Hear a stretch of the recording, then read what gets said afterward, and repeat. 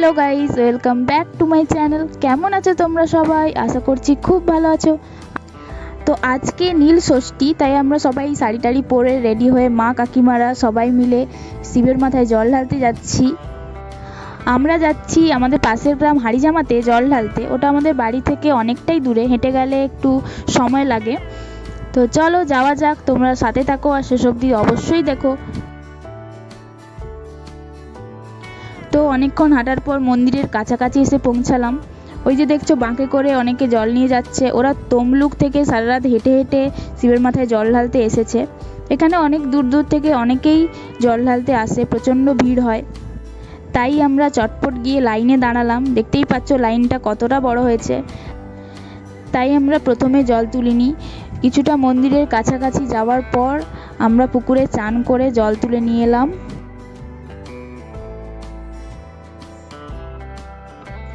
তারপর অনেকক্ষণ লাইনে দাঁড়ানোর পর এই যে এবার মন্দিরে ঢুকবো। ওখানে এতটাই ভিড় যে ভেতরে ভিডিও করা যাবে না, তাই তোমাদের ভেতরটা দেখাতে পারছি না। তারপর বাইরে আরও কিছু ঠাকুর ছিল, সেখানেও জল ঢেলে নিলাম।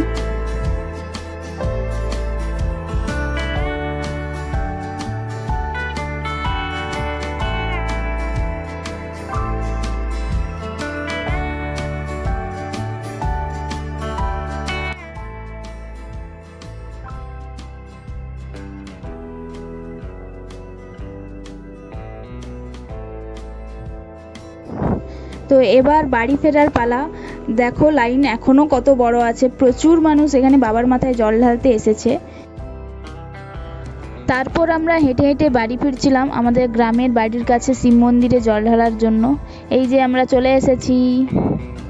তারপর এখানে জল ঢেলে বাড়ি ফিরলাম।